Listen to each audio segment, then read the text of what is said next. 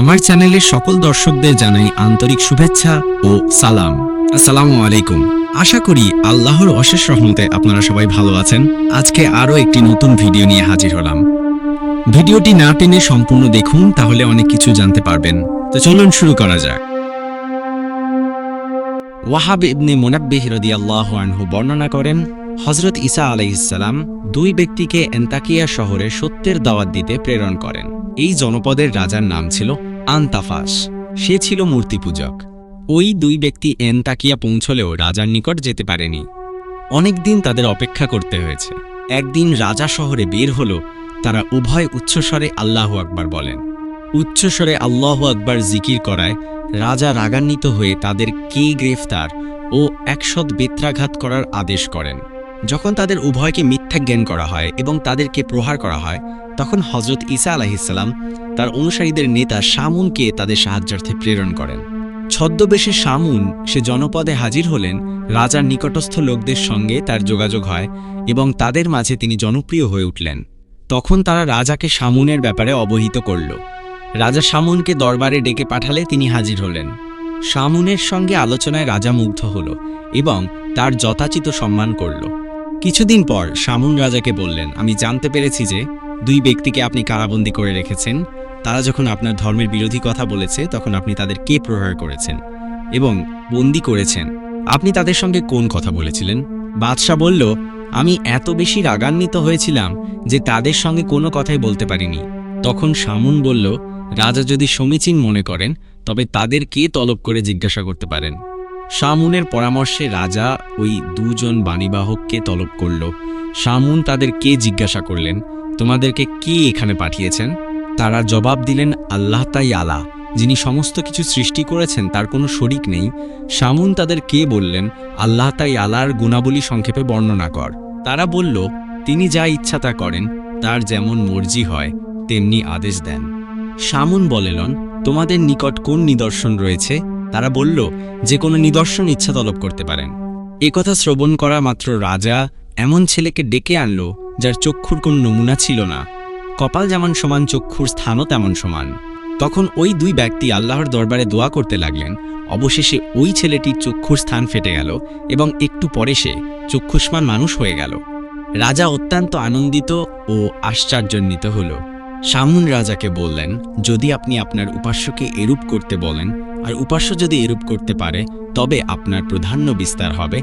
রাজা বলল, তোমার কাছে তো কোনো কিছু গোপন নেই। আমরা যে সব মূর্তি পূজা করি তারা কোনো কিছু শোনেও না, কোনো কিছু দেখেও না, কোনো প্রকার ক্ষতি কিংবা উপকার কিছুই করিতে পারে না। রাজা যখন মূর্তি পূজা করত এবং আল্লাহ তাআলার দরবারে কাকুতি মিনতি করতে থাকত, লোকেরা মনে করত শামুন তাদের ধর্মে রয়েছে। এরপর রাজা ওই দুইজন বাণীবাহককে বলল, তোমাদের খোদা যদি মৃতকে জীবিত করতে পারে তবে আমি তাকে মানব। তারা বললেন, তিনি সর্বসময় সর্বময় ক্ষমতার অধিকারী। তখন রাজা একটি শিশুর লাশ হাজির করল, যার মৃত্যু হয়েছিল ১ সপ্তাহ পূর্বে। এই কারণে মৃত্যু লাশটি বিকৃত হয়ে গিয়েছিল। এমন অবস্থায় তারা আল্লাহ তাআলার দরবারে প্রকাশ্যে দোয়া করল আর শামুন চুপিসারে দোয়া করতে থাকলেন। কিছুক্ষণ পরেই মৃত শিশুটি জীবিত হয়ে বসে পড়ল এবং বলল, মুশরিক অবস্থায় আমার মৃত হয়েছিল ৭ দিন পূর্বে। আমাকে অগ্নির ৭টি ময়দানে নিয়ে যাওয়া হয়। আমি তোমাদেরকে শিরক পরিত্যাগ করার কথা বলছি, তোমরা আল্লাহর প্রতি ঈমান আন। এরপর সে বলছে, আসমানের দরজা খোলা হয় আর আমি একজন অতি সুন্দর যুবককে দেখেছি যে এই ৩ জনের সুপারিশ করছে। রাজা জিজ্ঞাসা করল, ৩ জনকে? সে বলল, শামুন এবং এই দুজন। রাজা অত্যন্ত বিস্মিত হল। শামুন যখন দেখলেন যে এই ঘটনা রাজার মনে বিশেষ প্রতিক্রিয়া সৃষ্টি করেছে, তখন তিনি রাজাকে বললেন, আপনি এই দুই ব্যক্তিকে বলুন তারা যেন আপনার মৃত কন্যাকে জীবিত করে দেয়। রাজা তাই করল। বাণী বাহকদ্বয় সঙ্গে সঙ্গে নামাজ আদায় করল এবং আল্লাহর কাছে দোয়া করল। কিছুক্ষণ পরেই আল্লাহ তাআলা রাজার মৃত কন্যাকে জীবিত করে দিলেন। কবর ফেটে গেল। মেয়েটি বের হয়ে এলো এবং বলল, আপনারা নিশ্চিতভাবে জেনে রাখুন এ দুই ব্যক্তি সত্যবাদী, তবে আশঙ্কা আপনারা তাদের কথা মানবেন না। এরপর সে তাদেরকে অনুরোধ করল যে আমাকে ফেরত পাঠিয়ে দিন। তখন তারা তাকে কবরে পাঠিয়ে দিল।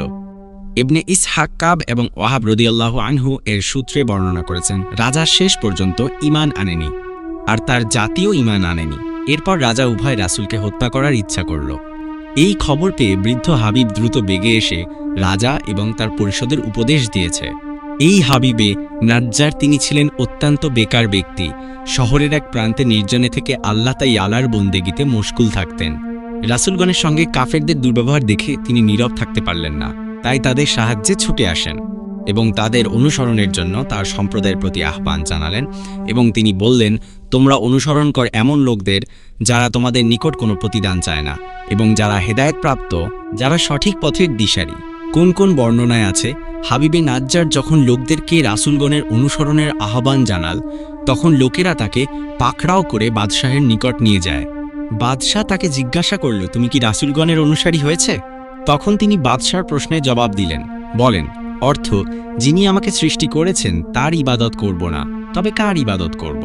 অথচ আমাদের এবং তোমাদের সবাইকেই তার নিকট ফিরে যেতে হবে। এরপর হাবিবে নাজ্জার সকলের সম্মুখে দৃপ্ত কণ্ঠে ঘোষণা করলেন, তোমরা সকলেই সাক্ষী থাক, আমি এক আল্লাহর ওপর ঈমান এনেছি। হযরত আব্দুল্লাহ ইবনে আব্বাস রাহমাতুল্লাহি আলাইহি বলেন, হাবিবে নাজ্জার এই কথাটুকু বলতে পেরেছিলেন, এরই মধ্যে দুরাত্মা কাফেররা তাকে প্রহার করতে শুরু করে দেয় এবং এক পর্যায়ে তাকে ধরাশায়ী করে পদদলিত করে।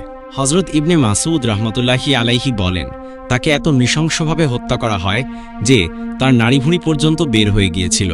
যখন কাফেররা তার প্রতি প্রস্তর নিক্ষেপ শুরু করে, আর ওই অবস্থায় তিনি বলেছিলেন, হে আল্লাহ, আমার জাতিকে হেদায়াত কর। হাসান বসরি রাদিয়াল্লাহু আনহু বলেন, তার ঘাড় কর্তন করে শহরের ফটকের সম্মুখে ঝুলিয়ে দেওয়া হয়। তার কবর এন্তাকিয়া শহরে রয়েছে। তার শাহাদাতের সঙ্গে সঙ্গে আল্লাহ তাআলার পক্ষ থেকে তাকে জান্নাতের সুসংবাদ জানানো হয়। তাকে বলা হলো, তুমি জান্নাতে প্রবেশ করো। সুবহানাল্লাহ! কত আশ্চর্যের বিষয়! হাজারো অত্যাচারের পরেও তার সম্প্রদায়ের হিতাকাঙ্ক্ষা তার হৃদয়ে কত বদ্ধমূল ছিল। এরা আল্লাহর এমন বস্তু যা সম্প্রদায়ের চেহারা পাল্টে দিয়েছে। কুফর ও পথভ্রষ্টতা হতে বের করতে সম্প্রদায়কে এমন মর্যাদায় প্রতিষ্ঠিত করেছে, যার কারণে ফেরেশতাগণও তাদের প্রতি ঈর্ষান্বিত হয়ে পড়েছিল।